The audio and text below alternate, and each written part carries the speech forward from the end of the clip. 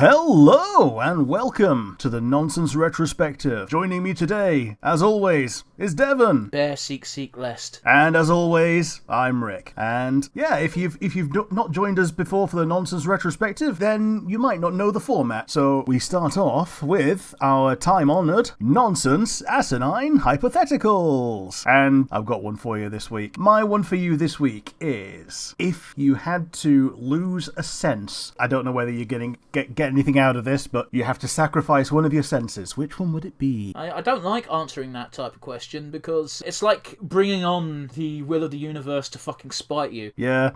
This question's also a fucking weird one because I used to have a go-to answer of smell because fuck smell. But people might not know this, but at the very beginning of the pandemic, I had COVID and I lost my sense of smell for about 3 fucking weeks. And that life sucks. Yeah, it does. Like, only being able to taste salty, and that's about it. Well, here's the one that really struck me that was very odd. Whenever I had a shower, when you use shower gel, that usually smells, but I couldn't smell anything. But everything was still wet, and my nose got tickled by sort of it's not acidic, but more alkaline sort of feeling that comes with smelling shower gel, but without the smell, so it just burned and it was horrible, and like I felt like I was drowning even though I was perfectly fine. Yeah, well, that's the thing, like with the virus, your lung capacity is reduced at the best of times, so any feeling that you are drowning is probably at least partially true. What a fun thought. But yeah, I'm sorry, Rick, but I'm gonna have to refuse your question because like of the 5 main senses, I don't want to lose any of them, and I can't choose. You know. Well, you could always go for the cop-out one and say, I don't know, the sense of knowing exactly where your fingers are on your body. Yeah, but then you're inviting expanding the question to too great of a scope, and you could just pick a nonsense one that doesn't matter. In which case, why fucking ask the question? I think one of the better cop-out ones is temperature, because it is actually a separate sense to touch. Yeah, but I also don't think that's a good idea because hey, if you shower, but you know, the shower shouldn't be made with boiling water to begin with. It shouldn't be, but that doesn't mean it won't be. Yeah. Anyway, moving on because we've spent far too much time on this bollocks. Your question was bad and you should feel bad. I apologise. Not too hard. Yeah, because I'm pretty sure you stole it from our website as well. This time I didn't, actually. So you just decided to come up with a random, really morbid as fuck question? Yeah. I guess I misunderstood my normally co-host. Alright, anyway, I guess I should fire a question back at you. Sure. So that being said, let's see. Well, we're talking about Dark Souls today. Spoiler, I suppose. So to that end, if you could master one weapon and one weapon only, what would it be? In real life, obviously. Now, here's the thing. If it would be a colossal one, then that would kind of mean that I had the prerequisite strength, dexterity, all that. It has to be a real weapon, is basically the fundamental crux of this. It can't be because you know, like if you could lift up a fucking guts level greatsword, you're basically superhuman. Yeah, that's the thing. So like an ultra greatsword is a real thing, but like I think the biggest real sword would be like a claymore. Yeah, and I've got a spoiler for you. You could be a master of that fucking fighting style, and someone with a bow and arrow or a spear will still beat you. Oh, absolutely. There's more to this question than nothing, is all I'm saying. So think carefully. But I don't specifically want to win a fight against someone else who's doing a Dark Souls fighting style, or not even a Dark Souls fighting style, another medieval fighting style. I just want to be the strong guy that can lift a claymore like it's nothing. It doesn't take a lot of strength to just lift a claymore, though. And like at the end of the day, being a skilled claymore user, you're just a shitty sword fighter. Yeah, but the actual thing about it is your wrist strength, because you can lift a thing like that, no problem, but being able to wield it with any degree of speed, success, or anything like that, you need a lot of strength in the wrist, which is why a lot of these like anime swords just don't work. I think you're putting far too much stock in the ability of a claymore. Yeah, maybe so. But yeah, they're normally about, 5'5" or so it's not the biggest thing in the world. Dude, as a bit of a tangent, do you remember the show Deadliest Warrior? I don't.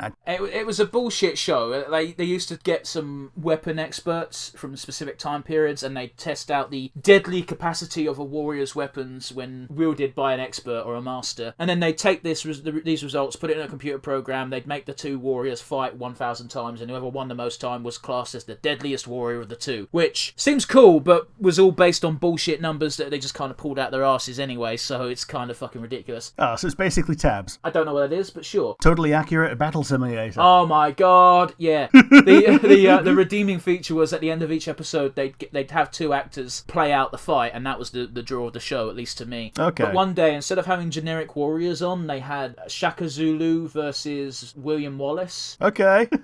One of the weapons they chose for Shaka Zulu was spitting poison, because apparently the Zulu warriors used to chew on something. It's been a while since I've seen the show, but they used to chew something, and if they spit it and they get it in your eyes, it will blind you. And the guys doing the William Wallace weapons were two Scottish geezers, and they were both tall as fuck, and one of them spoke just a little bit like Liam Neeson, even though he's Irish. And he just held a claymore in his hand, pointed it directly at the camera, so he was quite far from the camera, and he just went, "How far can you spit?"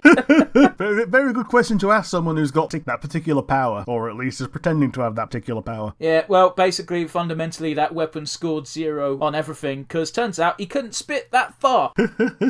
Sorry, bit of a tangent, I know, but you were determined to talk about claymores, so I had to bring up that anecdote that I don't think I'll ever be able to talk about ever again. Well, since you refused my hypothetical, would you want to answer your own question? I mean, I'm kind of working on archery, so my question's de facto answered for me. I can answer that question in real life. I'm not like these pricks who go to those fucking fencing lessons going, "Look at me, I'm in my animes." Yeah. Sorry. This is how I would wield a lightsaber, if I had one. Dude, I shit you not, like 2 of our buddies did keep talking one day about going to a sword fighting class where and I shit you not, they said they teach you how to use all types of different swords. And I was just like, oh, cool, great. You guys have fun with that. This was before I picked up archery, by the way, so I was a snob back then as well.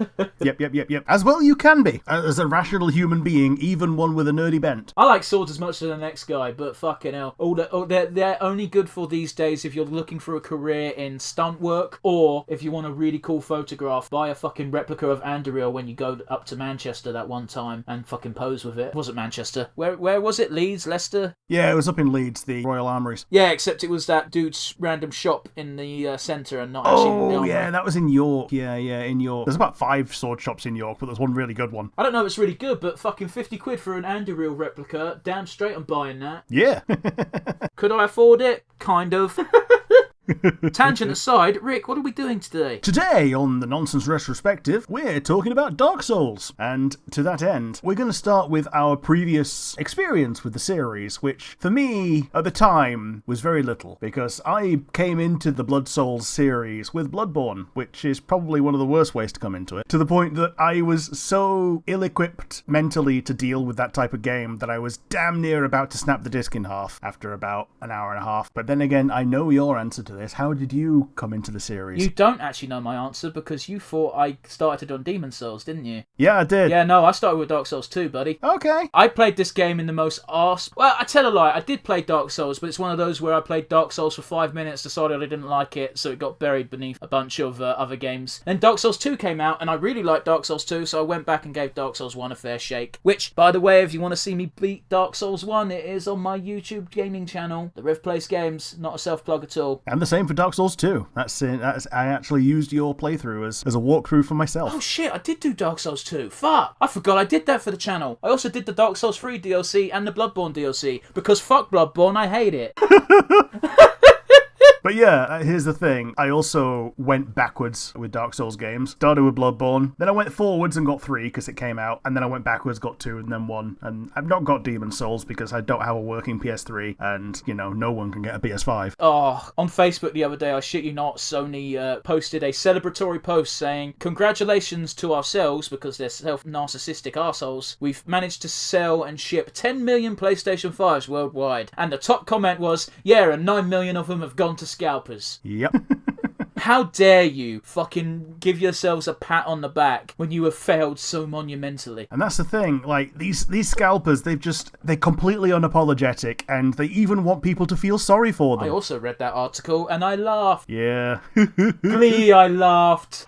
Now, to be fair, they're not quite as bad as those fucking scumbags who hoarded hand sanitizer during the start of the pandemic, but they're still dickheads. Yeah, hand sanitizer and toilet paper. Toilet paper was a weird one because we never ran out of that. Hand sanitizer wasn't being produced in the numbers that we were purchasing and consuming, so it took a while to sort of kickstart that up. On the plus side, a bunch of alcohol manufacturers went straight into the hand sanitizer game at that point because it uses the same ingredient of, alcohol, and it's something that they could just do straight away. I mean, this is my point, because this is why I emphasised at the beginning of the pandemic, because at the beginning we really weren't equipped to supply the demand. And I say this as someone who works in a fucking shop. I kind of know what goes on gone. Yeah, we weren't even equipped to supply normal cleaning supplies. No. Being able to find a wet wipe was like rocking our turds. Dude, I shit you not, one of my... I shouldn't have laughed, but I did because I found it so unbelievably funny. Because back then I worked the evening shift, so I was there until closing time. And the night guys will start wheeling out pallets just before the store closes. One of the guys wheeled out the toilet roll pallet and put it down the toilet roll aisle. And I shit you not, it didn't even get put out. About 10 minutes later, all of those toilet rolls were gone. And there was people forming a queue around the pallet. And they were like, is there another pallet of toilet roll? And it's like, no. Well, it saved them a job. So, the game starts in Dark Souls 1 with your chosen nobody, a faceless undead who you design with FromSoftware's inimitable Bethesda face character creator. I think that's a bit of an insult to Bethesda. No, it's not.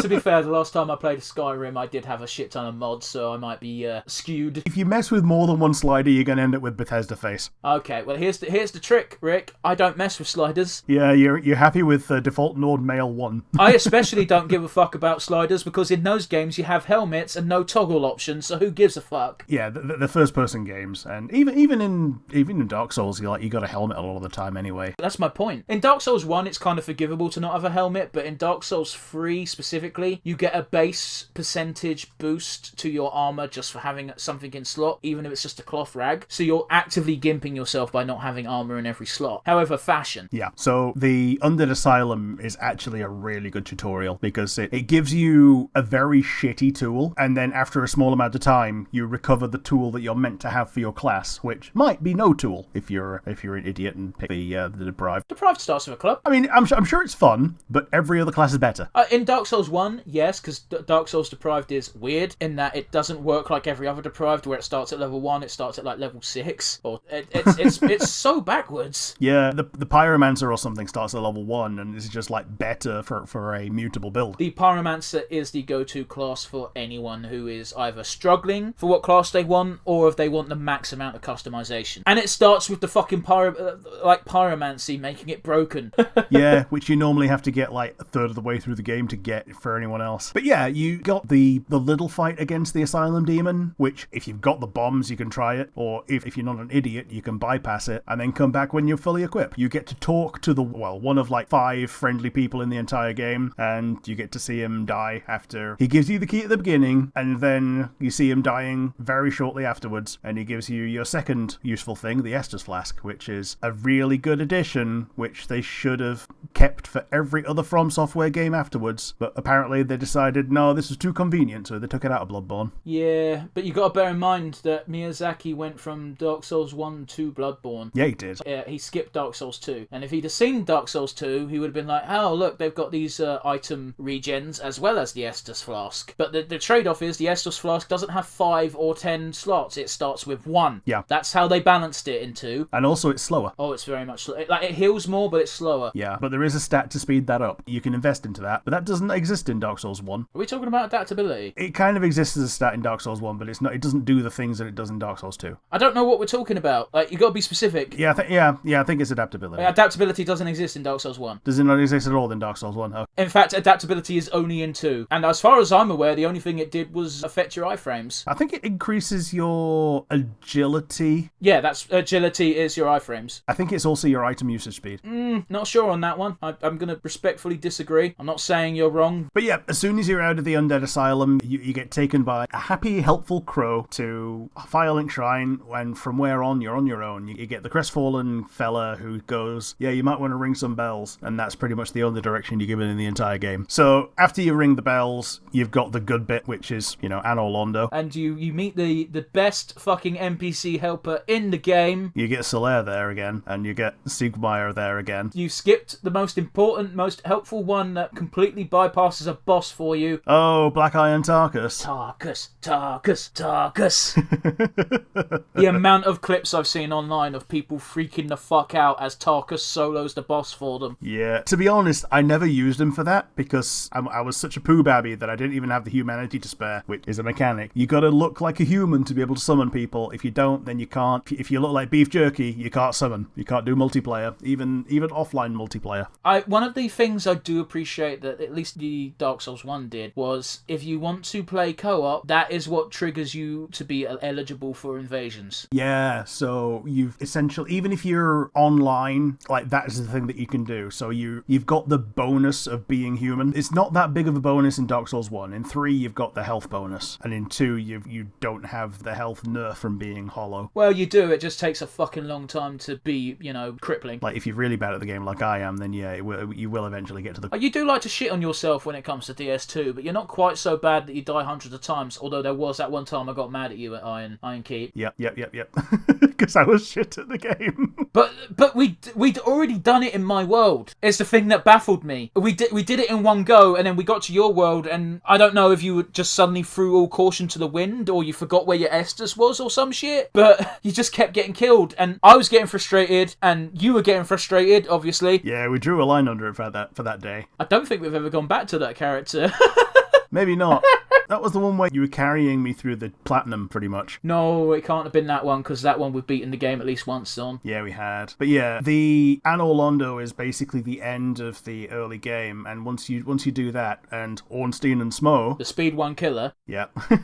Possibly the hardest boss in the game, because there's like 2.5 bosses there. I mean, I'll be real with you, Rick. I've said this to you every single time I've had the opportunity to say it, and I think you already suspect what I'm going to say, and that is the bosses that I struggle with the most in Souls games are bosses where there's more than one thing. The combat in Dark Souls 1 in particular, like it kind of gets a bit more manageable in later games, but Dark Souls 1 in particular, the combat is specifically designed to fight things one-on-one. Yeah, and it's very slow and methodical. That's part of the charm of the game, that if you commit time and animation time to doing that move, you probably have some reward for that risk. You know what? Come to think of it, you saying that has made me think that you could probably draw a pretty good parallel between Dark Souls 1 and Dark Souls 2 and compare it directly to Dragon Age Origins and Dragon Age 2 in that respect. Kind of, because Dragon Age 2 had... It sped up the combat a little bit and tried to simplify it and make it sexier, which Dark Souls 2 also seems to have tried and done with adding things like the power stance. Which they then took the fuck out in Dark Souls 3 and everyone was upset. Yeah. It was such a cool system that it just put so much customization in the player's hands. Yeah, but Miyazaki didn't make it, therefore it's bad. The closest thing they did to reviving it was putting in certain specific twinned weapons. Do you want to talk about how big fucking piss babbies Dark Souls fans are? Oh, fucking hell. They buried the fuck out of Dark Souls 2 because Miyazaki didn't touch it. Now, I will acknowledge that DS2 has a ton of flaws, but when you look into things and look at how Dark Souls 2 was made, and I know I'm going on a bit of a tangent on a subject we'll talk about on another day, so I won't delve too far into it, but that game was literally cobbled together and went through, like, I want to say 5 head directors. It's a miracle that game got fucking released. It's almost like parallel to how Demon Souls got done. Yeah, because Demon Souls was pretty much the same. It was done on a wing and a prayer, and it just so happens that Miyazaki was at the head. But again, Miyazaki wasn't at the head at the beginning. He pulled that game out of the garbage. Yeah, because I think they wanted it to be a Skyrim killer. I'll be honest with you, if you want to learn more about Demon Souls, there's a very good video by one Matt McMuscles.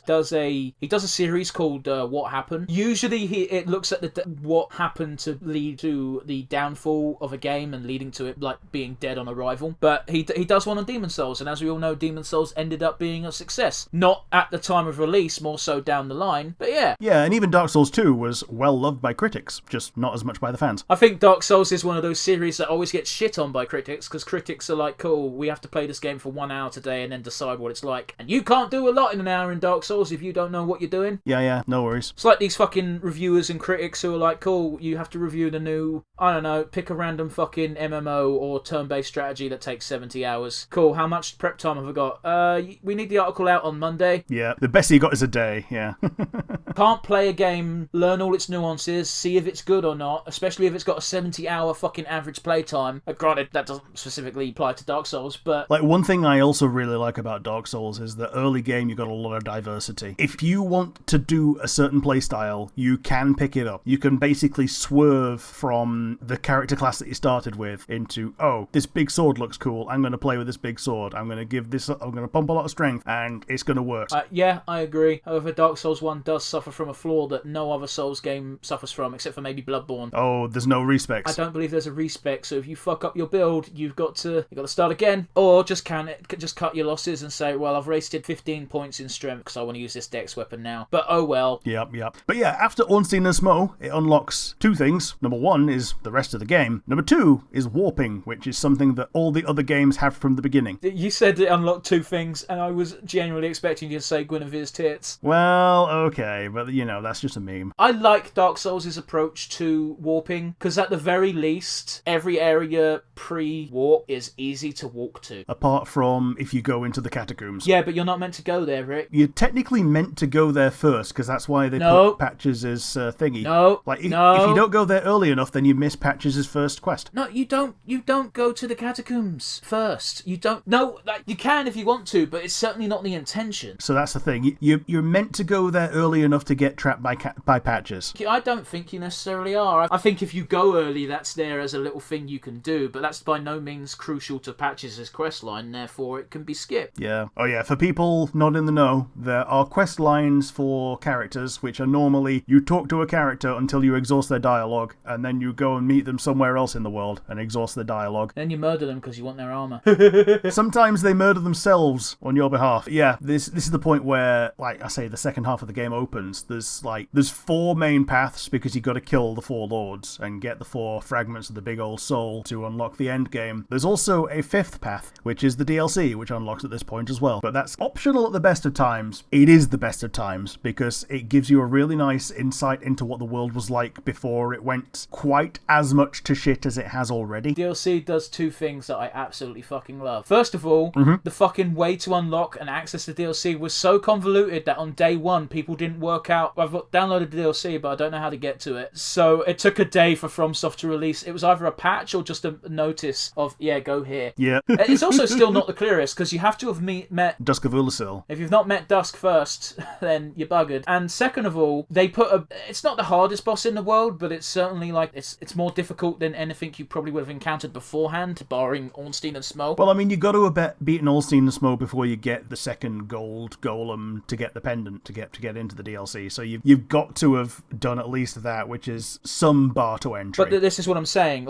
Apart from Ornstein and Smough, it's probably the toughest boss you fought at this point. That's a takeaway from my sentence. And my favourite thing they do is, if you beat that boss and then warp back to that bonfire, in the boss arena is now two of that boss. I didn't know that. Because I went there once because I went to the wrong bonfire instead of the one by Elizabeth. And I went, I wonder if they've put anything. Oh, no. So I fucking noped out of that encounter because I don't know what you get for doing it. I'm not fighting two of these things. It was annoying enough with just one of the bastards. I think it's just two attempts to get its tail. I don't think you get anything special for cutting its tail. You get a whip. Oh, whoopie fucking do. Whips are shit in Dark Souls. But yeah, you get, because it's a chimera and it's got a scorpion tail, you get the scorpion tail whip. Okay. But yeah, that's pretty much it. The DLC has a few really cool things other than the area design, because there's quite a few friendly NPCs in there. Like there's Elizabeth, who is a friendly mushroom, says hello. Has at least 5 pictures on Rule 34. I mean, yeah. I'm just saying, I sometimes I see weird creature designs and my first thing my brain does is, I wonder. Sometimes you get nothing, but sometimes 5 is a lot for literally a sentient fucking mushroom. You get to meet Artorias. Meet's a strong word. Okay. You get to meet Artorias in a small sense, and you put him into the ground, and from then on, every game after that has to have a reference to Artorias. Yeah, because Artorias is the coolest. Yeah, he's the guts of FromSoft. Which is weird, because Guts hasn't failed yet. Well, I guess you could argue he has if you count the Eclipse, because that was kind of awful. But technically his overall quest has not failed, like Artorias' literally did. Yeah, his legend is that he stopped the Abyss from spreading, when in reality he didn't, and you came along just after he'd failed and after he'd succumbed to it. You put him down, and then you did his job for him. But because he was the one that set out to do it, he was the one that got the credit for it. It also gave us birth to the fucking phrase, which every fucking lore master always goes to whenever they can't explain something, and I fucking hate it to this day, and that is time's convoluted in Lordran / Dark Souls / wherever the fuck you are in whatever FromSoft game you're playing. Time is convoluted in DLC is what it really means. Fundamentally, it means whenever something doesn't make sense lore-wise, it's like,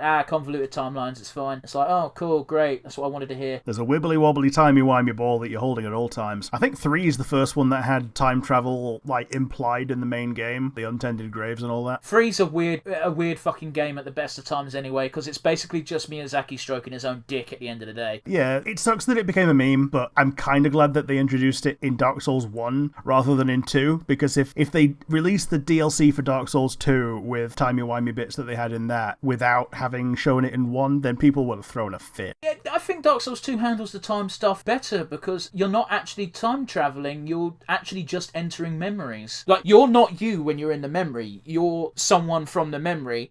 It's very weird, isn't it? Because you're actually reliving the memories of the aggressors in that conflict. Like, they're justified aggressors because they're trying to recover members of their own race who have been enslaved. Those are my favourite bits of Dark Souls 2. Like I said, it gives us a nice perspective on familiar zones, and we get to see places like the Darkroot Garden before it became the Darkroot Garden. The Sentinels before they got all moss covered and shit. Yeah, and I think you can get their equipment before they're all mossy. And yeah, we get to see, other than Artorias, we get to see the other knights. We get to see Hawkeye Goth, and we get Lord's Blade Kieran. The DLC ends with Manus, the bullshit final boss. That's not the real final boss, but he's harder than the final boss because he's bullshit. Unless he used the pendant, apparently. I had to get drunk to beat that boss. I got so annoyed with him, I cheesed it and shot him with a bow a lot. See, I knew you could do that, but I could never get the glitch to work, so I was like, oh, fuck it, I'll just get drunk and do it legit. And I did that on camera as well, so, people can't even dispute it. And the other boss that's in there is Kalameet, which is a bullshit dragon. He might not be the first bullshit dragon in FromSoft, but he's the first one that I encountered. The first one I encountered was Sin, but Sin was more manageable than Kalameet. Also, I hate the fact that the new Dark Dragon in Dark Souls 3 is just Kalameet again, but more annoying because they bloated his health to bullshit levels. Yeah, he's the worst parts of Kalameet and Sin. Yeah, because he flies as well, the little fucker. He flies and he burps at you. I'm so glad I managed to do that boss on camera as well, because I shit you not, I got angry. Kalameet, you also have to do a little bit of questline with Hawkeye Goth because he shoots the guy down. And the fun thing about Hawkeye Goth is that his other friends, in inverted commas, didn't tell him that his helmet was on sideways, so he thought he'd gone blind. See, I was told that it was like he was purposefully put that helmet on incorrectly to make him blind because what's his name? Not Vendrick, that's 2. Gwyn was worried that he might lead a revolt of the giants or some shit. It could go either way because I could be misremembering, but also it's not beyond the realm of possibility for his friends to have been assholes. More importantly as well, he brings to us the joy of hello. Yeah, he does. He carves the little heads that you can throw on the ground and then they go hello. Very good. And the worst thing about that is they come back in future games and they make no sense in the other games because Goth is gone. No, but yeah, we get back to the regular game. There's the 4 directions, the 4 lords. Some of them are stupid, some of them are bullshit. In fact, they've all got stupid bullshit things that you can do in the areas. You've got the lava area where you can just equip a ring and just negate lava. Well, you have to. That's not optional. You've got the dark area where you can either use a lantern or the light spell to negate the darkness, which again, you pretty much have to, otherwise you fall in a pit. I don't remember the area being so dark that I couldn't see. I mean, it pretty much is for a lot of it. What area are we talking about? We're talking about the Gravelord Nito part of the catacombs, like beyond Pinwheel. Yeah, sorry, I know we were on about that. For some reason I thought you were talking about fucking 4 Kings. Yeah, and I was like, I don't remember that being that dark. But yeah, catacombs is quite dark, but at the same time they've got prism stones that actually show you where to walk, so I never felt the need to have a light. Sure, fair enough. For the 4 Kings, you either need to have a cursed weapon or to be cursed. Eh? Well, to get through the ghosts. So you can avoid the ghosts. It's because in Dark Souls 2 and 3 they call Petrification Curse. So I was very confused by your terminology, but that's FromSoft fucking us, not you. Yeah, you got the item, the Transient Curse. The inimitable dumbshit's guide calls the rubber butt plug. Okay. But yeah, you can temporarily curse yourself, or you can just be cursed, which is what happens if you get petrified by a basilisk at any point. And it's a pain in the ass to get rid of as well, so I wouldn't recommend it. I mean, if you've got access to Ulasil, like, it's not quite so pain in the ass because you can buy Purging Stones from Crimson Robe dude, whose name I forget. Yeah, that guy. But yeah, you get to the bottom of that and you fight the 4 Kings, and if you fight them for long enough, there's 5 of them. Yeah, I really don't like that. No. The one I hate the most is the Grand Archives and what's his face? Seath. Seath. How's it feel, Seath? To be a bitch. By the way, if you're a fan of Dark Souls and you've not seen that, you need to see it. It's Plague of Gripes' Dark Souls Has a Story animation. It's fuck great. Yeah, it's fantastic. Speaking of the archives, it's the point that actually made Chris give up on our co-op characters. So, you're not alone in hating that area. Yeah, because it's the part where you actually have to die, and you have to do a lot of soloing before you can get back to co-oping, which, if you're playing through the game solo, it's not that big of a deal because you're soloing anyway. But if your goal is to co-op through the game, then it's a bit of a buzzkill. And also, the thing that I really hate about that zone is right at the end, when you're going up to the boss, you got to take a lot of leap of faith across invisible bridges, which you can see the snow falling. It's not quite as easy on the Switch screen. Well, yeah, but you shouldn't play Dark Souls in portable mode anyway, to be frank. But it's so fun. That's fine. You're allowed to, have a different opinion. I think you're wrong, but, Yeah, spoiler, we both have the game on the Switch. I mean, I played it on the PS3, and that game fucking has so much frame rate issues, so you're lucky. I have it on the PC. I bought it while the Prepared to Die edition was both available and cheap before it became a hot commodity and worth like 200 quid. Like, I could sell my Steam account for multiple hundreds just because of the fact that I've got Dark Souls 1 on it, but it would be illegal to do so I won't. I don't understand the logic. Well, it's because you can mod that version of the game, whereas you can't mod the remastered version. I don't care. I'll mod Skyrim for the 700th time. Yeah.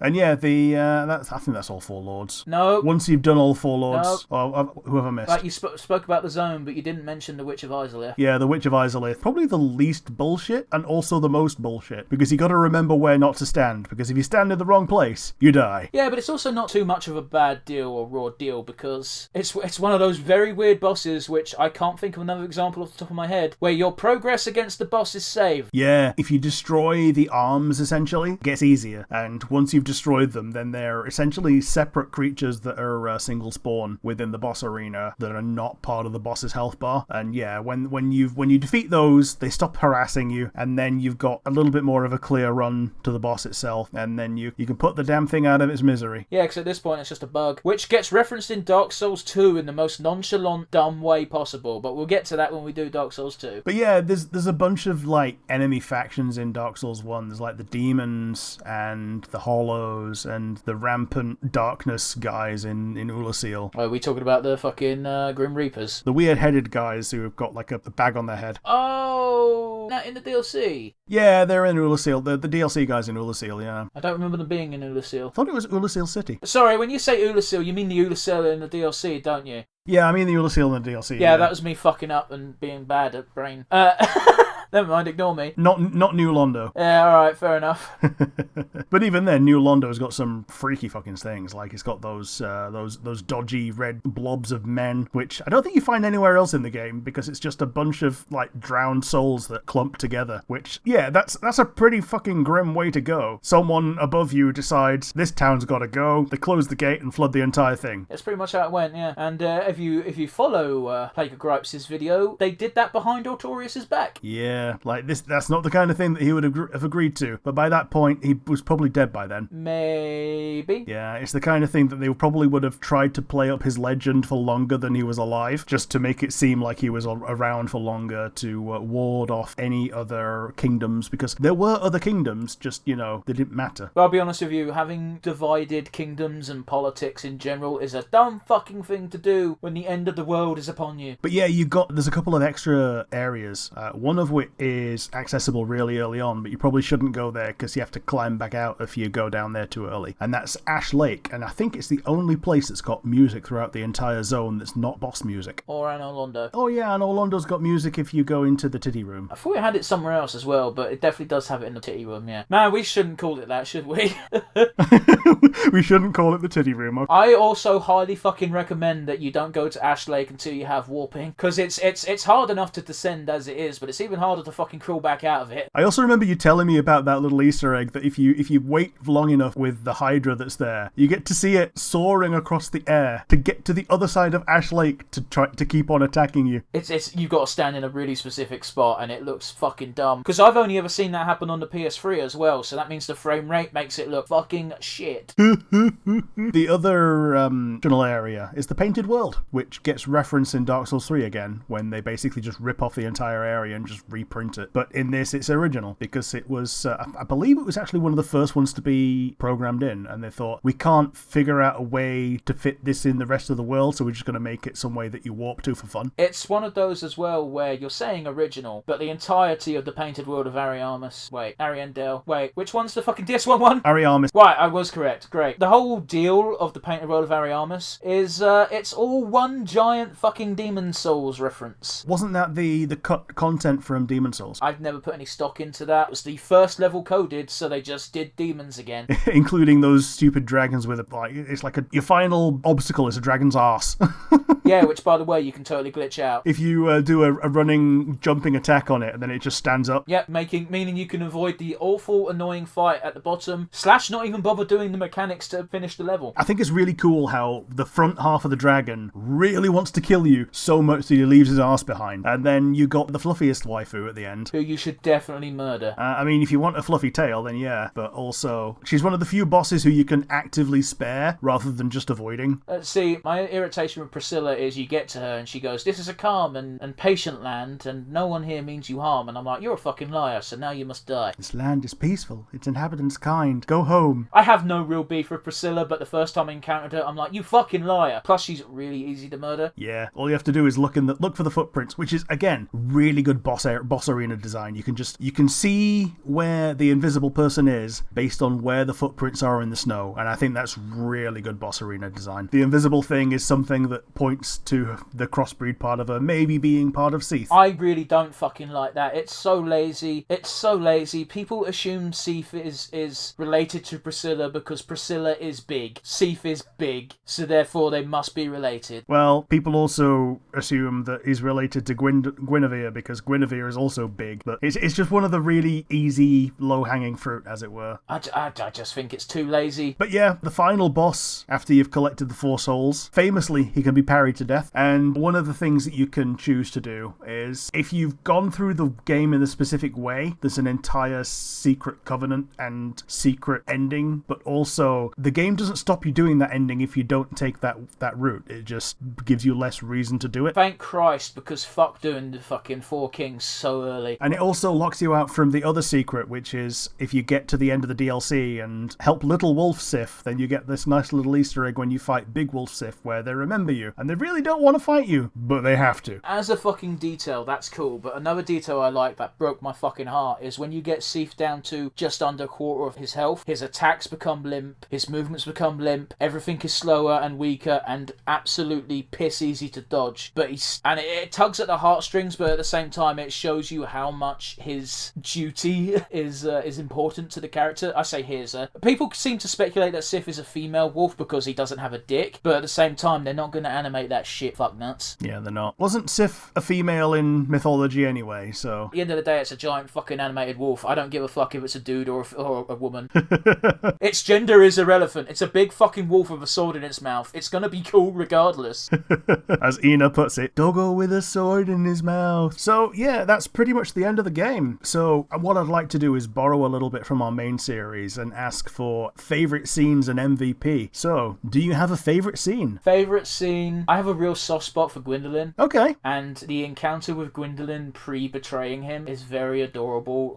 And I like how hard he tries to maintain the charade. Yeah, because all of Anor Londo being good and nice and shiny is just his illusion, because it's already fallen to shit a long time ago. Also, the fan art is very cute of that character. Moving on, have you got a favourite moment, Rick? My favourite moment is also in that area. It's when you first come to Anor Londo and you get it's just that establishing shot of the entire, gothic architecture capital city as you're being carried there by imp demons. Yeah, you get that shot with the sun in just the right spot as well, because they knew what they were doing. It's basically screenshot bait. Again, they knew what they were doing, but it's a fucking good shot. And also, it contrasts so perfectly with everything up until then has darkness look fucking shit. Yeah, even things that are well designed look like they've gone to shit, because they have. Sorry, it doesn't look shit and in that it looks awful and it was poorly designed. It looks shit because it's in a rundown area and it's meant to look awful, and if you lived there you'd think it sucked. But yeah, do you have an MVP? MVP's a tricky one with this type of game because, there's so few characters really when you think about it. But that being said, I'll throw a dog a bone and I'll give Tarkus MVP because really he does so trivialise that boss. And also, I love how it is absolutely 100% canon and no one could tell me otherwise, that he managed to do all the physical and martial trials no problem, and the only reason he fucked up is because his armor was so heavy, so he fell off the fucking rafters in Alalondo, which is so funny to me.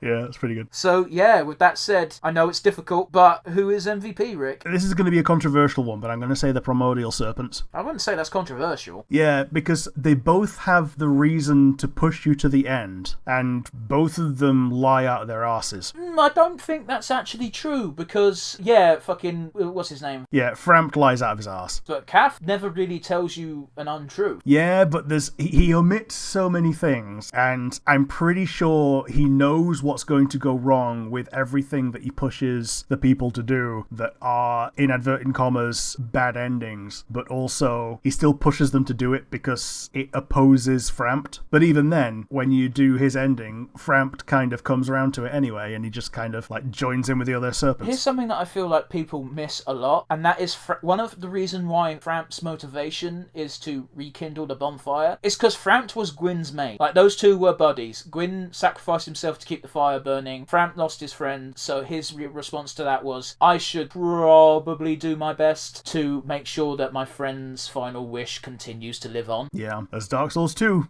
calls it, it's the first sin. I suppose so. Everything that's gone wrong is gone wrong because Gwyn couldn't let go and he couldn't let the universe continue the way that it was going. He had to put a stop to this. The Age of Darkness is fucked, and no one can dispute that it's fucked, but it is the way things are meant to go in that universe. Yeah, and it's one of those that, as we see from Dark Souls 2 and 3, even an Age of Darkness doesn't actually mean an Age of Darkness. It's the closest thing they can get to one because they know that the embers are going to start again. There's meant to be an Age of Darkness. There's meant to be probably other ages. There's probably meant to be an Age of Chaos. Well, that's going too much into speculatory territory for my liking. That's you getting your fucking Warhammer boner out. But yes, that's probably a good enough stopping point. Yeah, so that's it from us. Join us again on Nonsense Retrospective and indeed on Nonsense Review. And that's goodbye from me. And I just want to chime in with saying, if you guys want to leave us a comment and tell us your thoughts on Dark Souls, please feel free to do so on the YouTube video. And if you're not watching via YouTube and you're listening via one of the podcast hosting services we use, send us an email if you want to ask a question or just generally comment. The email address you can contact us at is nonsensereviewuk@gmail.com. Once again, that is nonsensereviewuk@gmail.com. And if it's good enough or interesting enough, we might just read it out on the next episode of the podcast. But yes, with all that mumbo jumbo said and done, goodbye, guys. Bye.